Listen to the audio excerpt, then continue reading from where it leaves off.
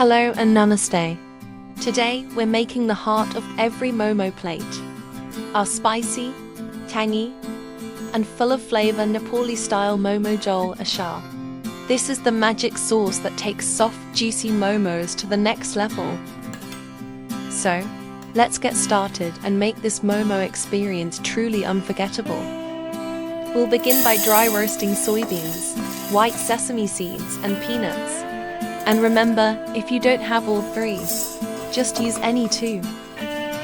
Roast gently until everything turns slightly golden. Then, set it aside, let it cool a bit, and grind it into a fine paste.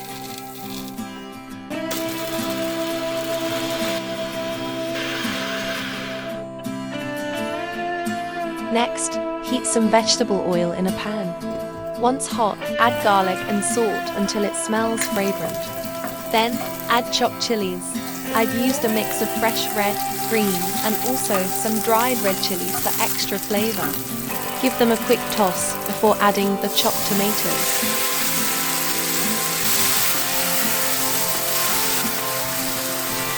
Now season with salt, a little chili powder, and if you like, a pinch of turmeric for color. Stir well.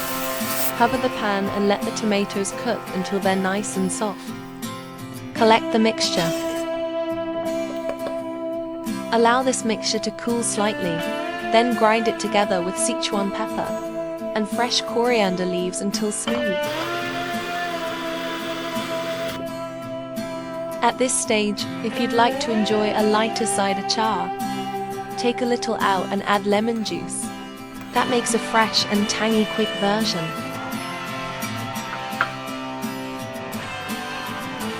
For the main sauce, add in the roasted soybean, sesame, and peanut paste we made earlier. Pour in a splash of water from the pan and grind once more until silky and smooth.